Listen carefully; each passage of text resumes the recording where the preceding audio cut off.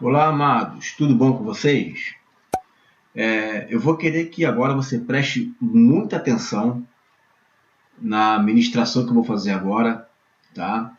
Essa ministração, ela é relacionada à fé da igreja primitiva e eu vou fazer aqui igual eu fiz da última vez com o Efraim. Vocês se lembram dele?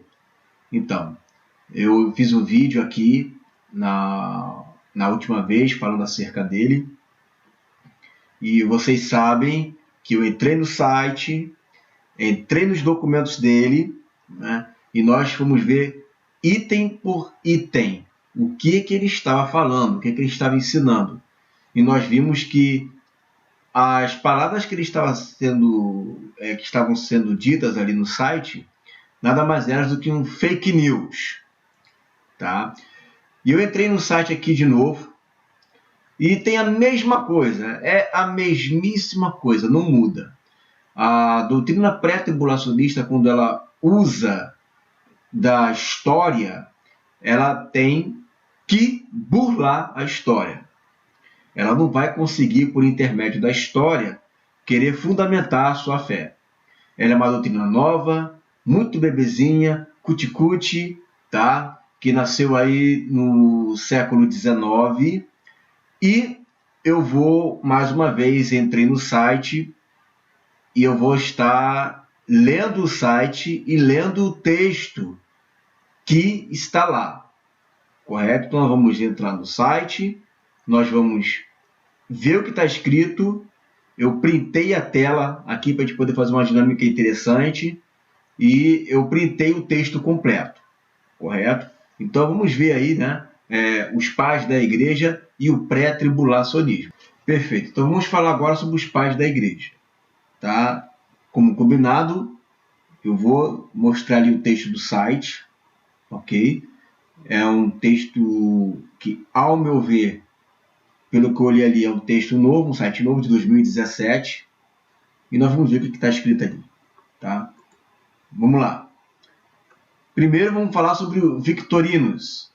Victorinos foi aí por volta de 240 depois de Cristo, tá? Victorinos aí, ou Vitorinos, por volta de 240 depois de Cristo. Não vou entrar aqui na história desse camarada, mas vamos entrar aqui no site, tá? O site aí dcvcorp.com.br, tá? Tá falando aqui que não é seguro. Até o site sabe que aqui tem fake news.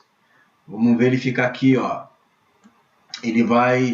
Nesse site ele vai estar dizendo aqui que existem muitas pessoas que estão falando que a doutrina é nova, só que a doutrina não é nova, a doutrina ela é antiga, remonta aos primeiros séculos. Então vamos pôr a prova aí, né?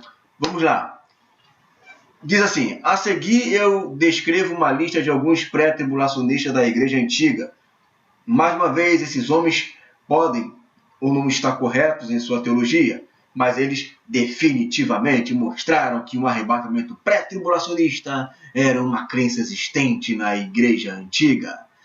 Victorinos, por volta de 240, ele diz assim: Victorinos escreveu um comentário por volta do ano 240 d.C. sobre o livro de Apocalipse. Em seu comentário, Victorinos refere-se à frase de Paulo, aquele que o detém, até que saia do meio dela, onde ele mostra claramente que ele acreditava que era a igreja arrebatada que saiu do meio da terra. Olha que legal. Bom, eu vou deixar aqui na descrição desse vídeo, tá? Exatamente agora, aí, ó, você está vendo aí subindo aí na tua tela o link que vai levar você direto ao vídeo onde eu vou estar falando sobre aquele que o detém. Quem é que detém? Você vai ver que esse texto não tem nada até que do meio saia, até que do meio venha a ser retirado. A ideia do texto ali no grego quer dizer até que do meio ele venha se tornar público. Então não tem nada de um arrebatamento escondido aí. O que tem a ver ali o texto unificando com os profetas, tá? Sempre assim, é que existe alguém oculto ali no meio, entre os chifres, e do meio do chifre, do meio dele, vai se tornar público aquele que é o homem do pecado, filho da perdição. Tá? Aí diz o seguinte, ó.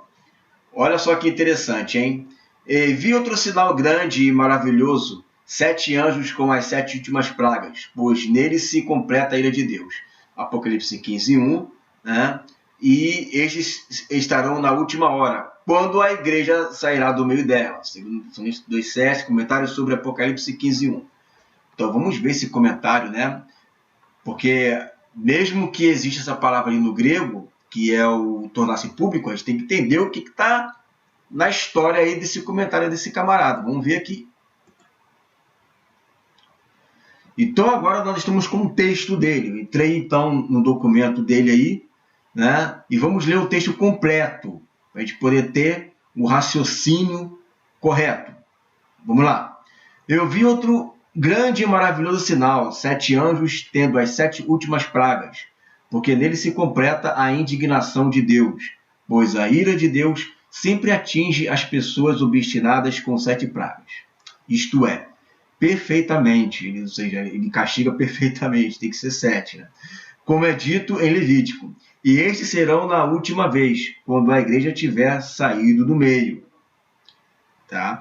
Então, o interessante é que ele fala assim, quando a igreja tiver saído do meio, como na mente do pré-tribulacionista, meio está linkado a 2 Tessalonicenses, que é sair do meio, né? Então eles pensam logo, bom, sair do meio, então está linkando com o texto de Tessalonicenses. Qualquer pré-tribulacionista, até se eu fosse pré-tribulacionista, também me sentiria obrigado a traduzir, a interpretar assim, tá? Porque você pega a palavra meio, junta a palavra outro meio, sair do meio, né? Ser retirado do meio, ou seja, vai acontecer isso quando a igreja for arrebatada, tá? Mas eu não vejo dessa forma, eu vou explicar por quê no próprio contexto do livro dele. Primeiro porque eu entendo que ele está falando isso, né? Já no final, olha só, como é dito em Levítico, estes serão na última vez. Na última vez, quando tiver completa aí os 7 flagelos, então a igreja vai sair dali do meio. É o que eu entendo, tá? Alguns não vão querer aceitar isso que eu estou dizendo. Tudo bem. Mas no próprio livro dele, tá? No próprio livro dele, ele vai dizer o seguinte: Victorinos está dizendo que pela última hora, ou no tempo do fim, que é o que eu estou querendo dizer, tá?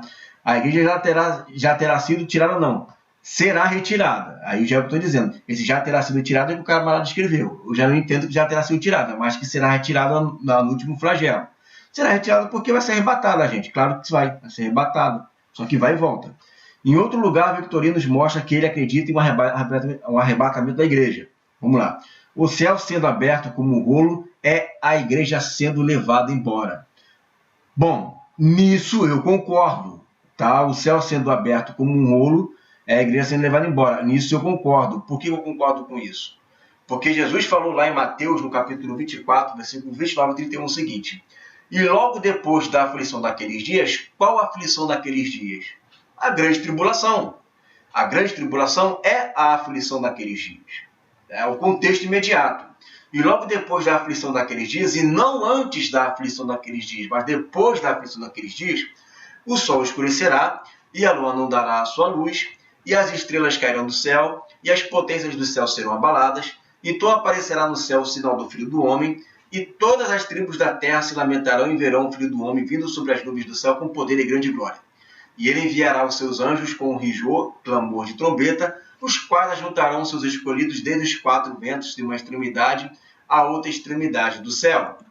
Isso tem a ver com o texto que ele está interpretando, que é de Apocalipse 6:12, que diz assim: E havendo aberto o 6º selo, olhei e eis que houve um grande tremor de terra, e o sol tornou-se negro, como um saco de silício, e a lua tornou-se como sangue, e as estrelas do céu caíram sobre a terra, como quando a figueira lança de si os seus figos verdes abalada por um vento forte. E o céu retirou-se como um livro que se enrola, e todos os montes eles foram removidos dos seus lugares. Ou seja, é o mesmo texto, é o mesmo evento, e esse camarada aqui está corroborando, dizendo que a igreja vai ser arrebatada nesse momento. Se ele está dizendo que a igreja vai ser arrebatada nesse momento, ele está dizendo que a igreja vai ser arrebatada quando? Depois da aflição daqueles dias. certo? Porque o texto é esse, não tem outro texto. Qual é o texto que fala que o céu vai ser o céu sendo aberto como um rolo? O texto é Apocalipse 6,12, o texto é Joel capítulo 2, o texto é Mateus capítulo 24. Joel capítulo 2 fala da vida do noivo saindo para se encontrar com a noiva. Então, ele está dizendo aqui que esse arrebatamento vai acontecer quando a igreja for levada embora, né, no céu, quando o céu for sendo aberto como um rolo. Então, ele está dizendo que a igreja vai ser arrebatada depois da grande tribulação. O texto da Bíblia que ele está utilizando fala depois da aflição daqueles dias. Agora, temos que resolver essa questão aqui, né, aquele que o detém, né? Bom, aquele que o detém é o que eu te falei, é uma questão de interpretação. Você pega aquele texto e você vê, saiu do meio. Saiu do meio quando? Quando começa ou quando tem a última... quando começa os flagelos ou quando termina o último flagelo, a última vez? Né? Eu entendo que sai do meio, né? Segundo o que está querendo dizer aí, né? Eu não sei nem se é isso, mas, né? Vamos ir pelo raciocínio deles, do pré-tribulacionista. Tá? Eu entendo que esse sair do meio ali, né, tem a ver com a igreja sendo arrebatada no final do último flagelo. E tem que ser assim. Porque se você for pegar aqui o próprio texto dele, olha o que ele vai dizer aqui. Isso aqui é o texto dele no 20º capítulo. Texto, tá, de Victorinos. Victorinos? Victorinos, deixa eu ver aqui. Victorinos, perfeito. Texto de Victorinos, tá? Olha o que ele vai dizer, gente. Veja se isso é texto de um pré-tribulacionista. Tá aí do 20º capítulo. Vamos ver. E vi um anjo descer do céu com a chave do abismo e uma corrente na mão. E ele segurou o dragão, aquela antiga serpente, que é chamada de Diabo e Satanás, e o amarrou por 1000 anos. E lançou-o no abismo, e o encerrou e selou sobre ele, para que ele enganasse as nações não mais, até que os 1000 anos sejam concluídos. Depois disso, ele deve ser solto por um pouco de tempo. Aqueles anos em que Satanás está preso estão no primeiro advento de Cristo. Veja que a doutrina do amilenismo ela é realmente antiga. Ela é antiga, mais antiga do que 1000 anos mais antiga do que o pré-tribulacionismo. Né? Olha só. Já que eu parei, de acordo com esse... vamos lá, isso aí. Aqueles anos em que Satanás está preso estão no primeiro advento de Cristo, até o fim dos tempos. E eles serão chamados 1000 anos, ou 1000, né? De acordo com esse modo de falar, em que uma parte é significada pelo todo, assim como essa passagem. A palavra que ele ordenou por 1000 gerações.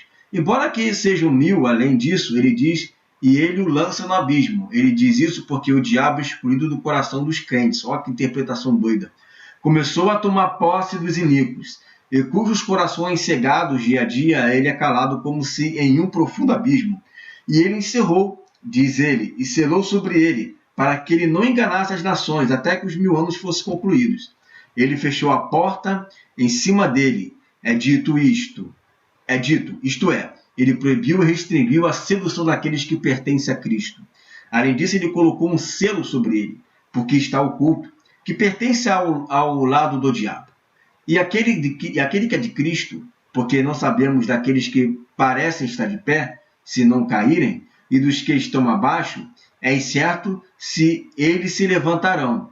Cara, a igreja sempre creu no livre-arbítrio, esse negócio de calvinismo nunca existiu. Esse pensamento calvinista é tudo do século XVII, cara, impressionante. Por isso que eles são amantes da reforma, que se forem antes da reforma não vai ter base nenhuma. Nenhum camarada cria numa pessoa que era eleita, nunca ia perder sua ação. Isso aí é mentira das piores, cara. Não tem base na história da igreja. Nem os hereges criam assim. Vamos continuar. É só um parênteses, tá? Além disso, ele colocou um selo sobre ele, já falei sobre isso aqui, certo que se levantarão. Além do mais, que ele diz que está amarrado e calado para não seduzir as nações. As nações significam a igreja. Vendo que ela própria é formada e sendo seduzida antes, se sustentava até, diz ele, 1000 anos deve ser completado, isto é, o que resta do 6º dia, a saber, da 6ª era, que subsiste por 1000 anos. Depois disso, ele deve ser solto por um pouco de tempo. Atenção! A pequena estação significa 3 anos e 6 meses, nos quais, com todo o seu poder, o diabo se vingará sob o anticristo contra a igreja. Na interpretação de Victorinos, ele diz que assim que acabar os 1000 anos, vai restar um pouco de tempo. Esse um pouco de tempo são os últimos 3 anos e meio da semana de Daniel. E aí, o diabo vai se vingará sob o anticristo contra a igreja. Isso é pré-tribulacionismo? Só se ele tem um farto mental. Uma hora ele diz que a gente vai ser arrebatado, não vai passar pelas mazelas do anticristo, e agora está dizendo que vai? Ele é doente? Ele é um bipolar? Ou aquele texto está mal interpretado? Né? Finalmente ele diz, depois que o diabo será solto e seduzirá as nações do mundo inteiro e atrairá a guerra contra a igreja, cujo número de inimigos será como a areia do mar. Então ele é amilenista, ele acredita num arrebatamento da igreja pós-manifestação do anticristo. Para que pegar um texto isolado como aquele e dizer que o camarada é pré-tribulacionista, gente? Isso é mentira, mentira do diabo. Custa entrar no texto original e ver se é isso que ele está dizendo. É a mesma coisa de Efraim, a gente vai entrar lá daqui a pouco. Pega um texto enigmático que não está claro, joga uma interpretação em cima desse texto enigmático e diz que é assim, sendo que lá embaixo existe um texto como esse, por exemplo, que fala abertamente, sem enigmas, sem espaços para interpretações. É exatamente assim como está escrito. É uma pena que esse pessoal está fazendo isso. Os pré-tribulacionistas estão caindo aí nessa furada. É uma pena, eu sinto muito. Eu fico muito triste quando vejo um negócio desse. Vamos lá, Victorinos. Agora vamos para Efraim. Efraim por volta de 373 d.C. Esta citação seguinte é de um trabalho intitulado Pseudo-Efraim. Tem o título pseudo, não porque alguém duvidou do sermão, mas porque, quando citado mais tarde, 2 historiadores disseram que foi Efraim, o sírio, quem o escreveu. E o historiador disse que era Isidoro de Sevilha. Se foi escrito por Isidoro ou Efraim, independente disso, o sermão sempre foi aceito como genuíno. Ele claramente ensina que o arrebatamento ocorre antes do período de 7 anos, porque todos os santos, os eleitos do Senhor, se ajuntaram antes da tribulação que está para vir e serão levados ao Senhor. Eu li esse texto lá, tá? E o contexto dele dá uma outra ideia, é mais um texto enigmático, você não sabe se ele está falando aqui de ser levados, né, no sentido de morrer, levados no sentido de se proteger. Por quê? Porque ele fala claramente nos textos mais embaixo que a igreja vai ser perseguida pelo anticristo. E aí eu vou deixar aqui, ó, na descrição do vídeo, esse link aqui, ó, Efraim Sírio, pré-tribulacionismo, tá? Que o que acontece? Esse pessoal pega uma partezinha que é enigmática, não fala claramente, não diz, não tem um texto claro ali, pega uma passagem enigmática, uma passagem que leva você a milhares de interpretações. Só que existem textos que não são enigmáticas e estão claríssimos ali. Não precisa nem de interpretação, você lendo você já entende o que o cara está dizendo. E esses textos claros que estão dizendo ali, eles não leem, eles não pegam. Tem texto cheio de reticências ali.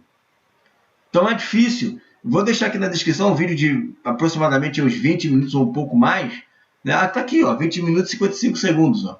Então você pode ler, né? Você pode pegar aí, porque não adianta, você vai ter que estudar. Você não quer conhecer o que está escrito ali, e conhecereis a verdade os libertará. E você vai depender do seu esforço. Conforme você vai se esforçando, você vai estudando, você vai se libertando. Correto?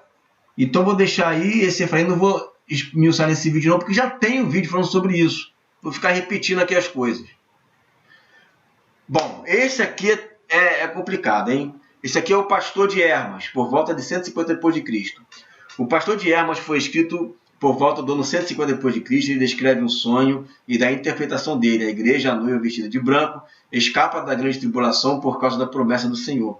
Essa interpretação está mais ligada ao ensino de arrebatamento no meio mid da tribulação, visto que a grande tribulação ocorre nos últimos 3 anos e meio, como disse Jesus, mas não deixa de ser uma interpretação pré, em contraponto à interpretação pós-tribulacionista.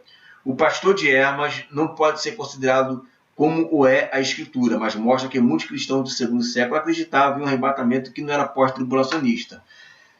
Gente, eu vou fazer questão de gastar um tempo e ler esse texto aqui, do pastor de Hermas.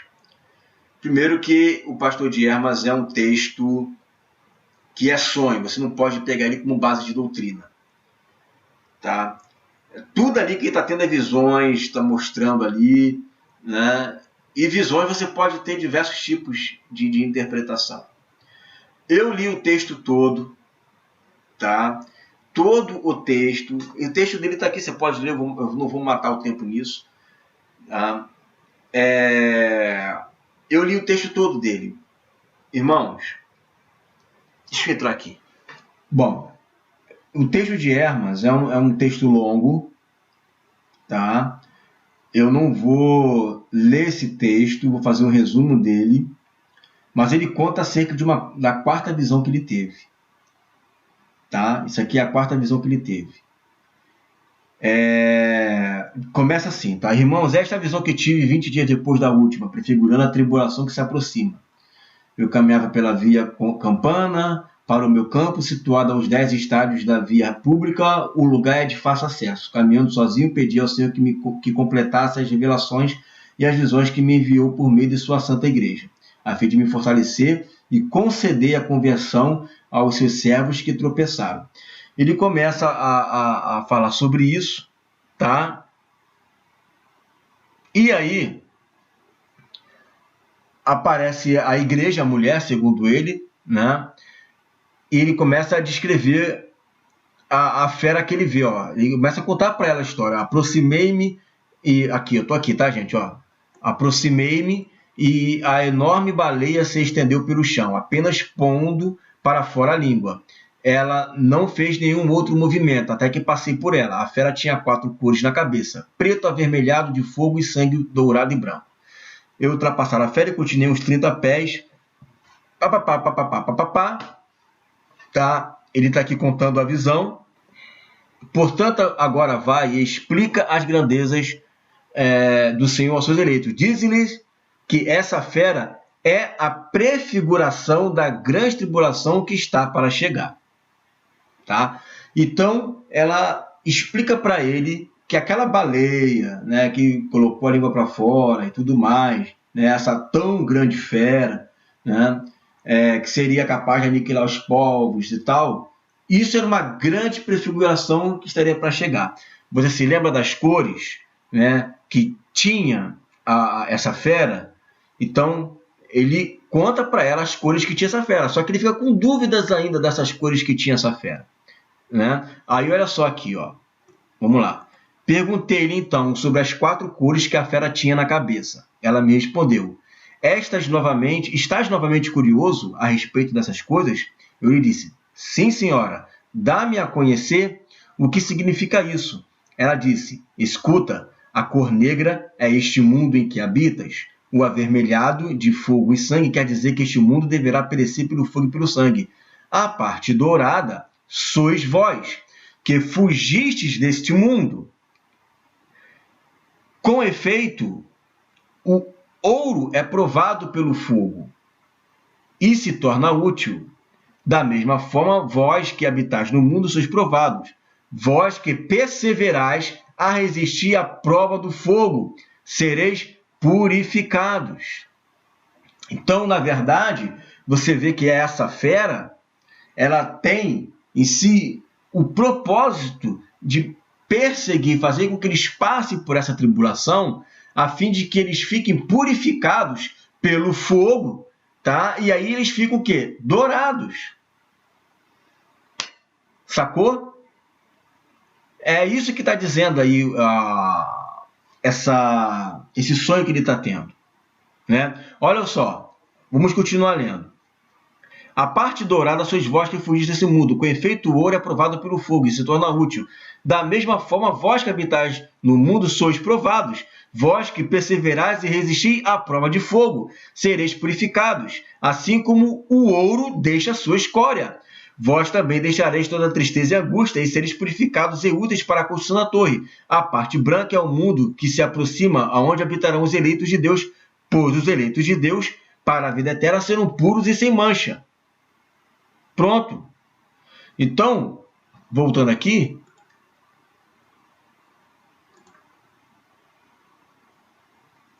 agora podemos ler o que está escrito aí.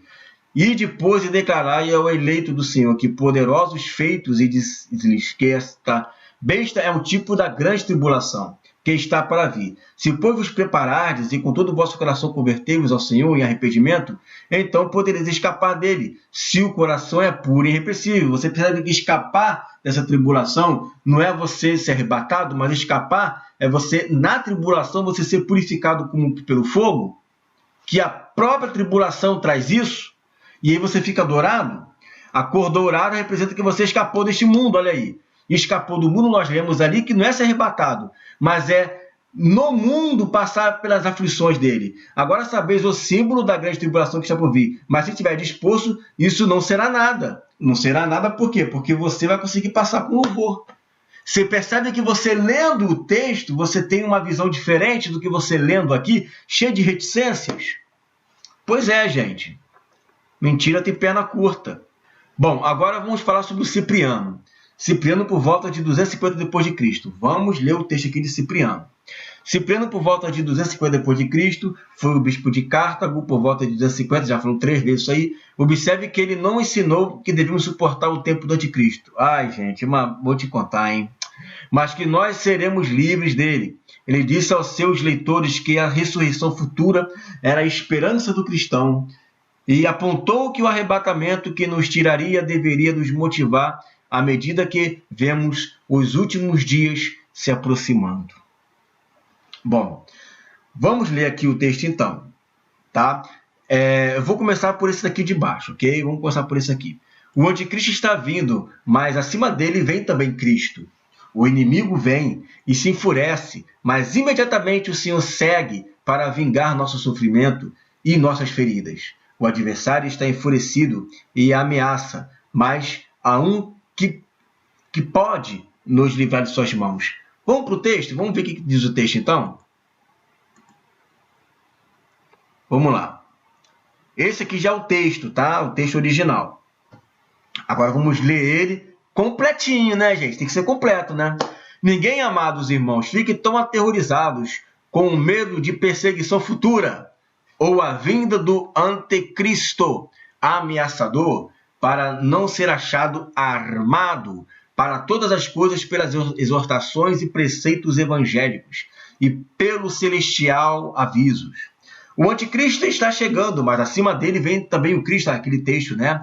O inimigo continua e se enfurece, mas imediatamente o Senhor segue para vingar nossos sofrimentos e nossas feridas. O adversário está enfurecido e ameaça, mas há alguém que pode nos livrar de suas mãos. Aí o texto acaba aqui, né? Lá acaba aqui. Vamos continuar lendo. Ele deve ser temido, cuja raiva ninguém pode escapar. Como ele mesmo previne e disse, não temais os que matam o corpo, mas não são capazes de matar a alma, mas sim temer aquele que é capaz de destruir o corpo e a alma no inferno. E novamente, aquele que ama a sua vida perderá, e aquele que odeia a sua vida neste mundo deve mantê-la para a vida eterna. E no Apocalipse ele instruiu e previne dizendo, se alguém adora a besta, gente, como é que esse camarada está falando de pré-tribulacionismo, gente? Pelo amor de Deus. Se alguém adora a besta e a sua imagem, e receber sua marca em sua fronte ou em sua mão, o mesmo também beberá do vinho da ira de Deus, misturado à taça da sua indignação, e ele será atormentado com fogo e enxofre diante dos santos anjos e diante do Cordeiro, e a fumaça de seus tormentos subirá para todo sempre, e eles não terão descanso nem de dia nem de noite, adora a besta e a sua imagem. Meu irmão, ele está dizendo o seguinte, que os sofrimentos que nós vamos passar, que os sofrimentos que as pessoas vão passar aqui não é para ninguém temer. Agora nós vamos ler o texto com o entendimento do seu contexto. Ninguém, amados irmãos, fique tão atemorizados com medo de perseguição futura. Não fica, porque você não deve temer que mata o corpo, mas que mata a alma, ou a vida do anticristo ameaçador, para não ser achado armado para todas as coisas pelas exortações e preceitos evangélicos. E pelo celestial aviso, o anticristo está chegando, mas acima dele vem também Cristo. O inimigo continua a se enfurecer, mas imediatamente o Senhor segue para vingar nossos sofrimentos e nossas feridas. Claro, depois de um texto desse aqui de destruir o corpo, de quem não amar sua vida, né, vai ganhar e quem amar sua vida vai perder. Quem não amar sua vida e perder a sua vida, o Senhor vai vingar nossos sofrimentos e nossas feridas. O adversário está enfurecido e ameaça, mas alguém que pode nos libertar de suas mãos. Como é que o Senhor vai nos libertar de suas mãos? A partir do momento em que Jesus voltar e ele, por fim, nos libertar de suas mãos. Esse grupo de cristãos estavam na mão do inimigo. Eles estavam morrendo, eles estavam sendo perseguidos. Diz o texto, alguém adorar a besta, sua imagem. O que ele está dizendo ali? Ele está colocando textos de pós-tribulação, irmãos. É texto de pós-tribulação. Olha o que ele coloca no final. Para a disputa secular, os homens são treinados e preparados. Eu considero uma grande glória de sua honra se lhe fosse coroado à vista do povo e na presença do imperador. Contemple uma grande disputa, gloriosa, também com a recompensa de uma coroa celestial, na medida em que Deus olha para nós enquanto lutamos e estendendo sua visão sobre aqueles a quem ele concedeu para fazer seus filhos. Ele aprecia o espetáculo de nossa competição. Deus nos vê na guerra e luta no encontro da fé. Seus anjos olham para nós e Cristo para nós. Quão grande é a dignidade e quão grande é a felicidade da glória se envolver na presença de Deus e ser coroado com Cristo como juiz. Sejamos armados, amados irmãos, com toda a nossa força e sejamos preparados para a luta com uma mente incorrupta, com uma fé sã, com uma coragem devotada. Deixa o acampamento, ele continua falando ali. Cara, ele não é igual os pré-tribulacionistas, que é um calça frouxa. Falou em besta, falou em anticristo, começa a cagar nas calças. Começa a dar uma de peidorreiro. Não, está vindo o anticristo? Força, coragem, o Senhor vai nos dar a incorruptibilidade. Vamos embora, nós vamos vencer, nós vamos conseguir. Você percebe a diferença? Esse texto aqui, que fala de nos livrar das mãos dele, claro que ele vai nos livrar das mãos dele, porque quando o Senhor voltar, ele vai aniquilar o iníquo. Nos livrar da mão, já está na mão do inimigo, porque está escrito que ele vai perseguir a igreja, que ele vai destruir o poder do povo santo. O contexto explica isso. Não tem por que ele usar um texto falando sobre pessoas que negam a marca da besta para um contexto que, segundo ele, se refere a uma igreja que vai ser arrebatada antes da manifestação do anticristo. Correto? Agora, você só vai ter esse entendimento se você for lá ler o texto, porque se depender dessa cambada aí, eles vão pegar apenas uma partezinha do texto e não vai mostrar o real sentido do negócio. Eu já estou aqui bastante tempo, eu vou parar esse vídeo aqui agora e vou falar sobre o Irineu de Leão, que está no site deles, tá? No nosso próximo vídeo. O vídeo está ficando longo e eu não quero estender. No nosso próximo vídeo eu vou continuar falando aí. Agora eu vou falar sobre Irineu de Leão. Ok, queridão? Vai para o próximo vídeo aí.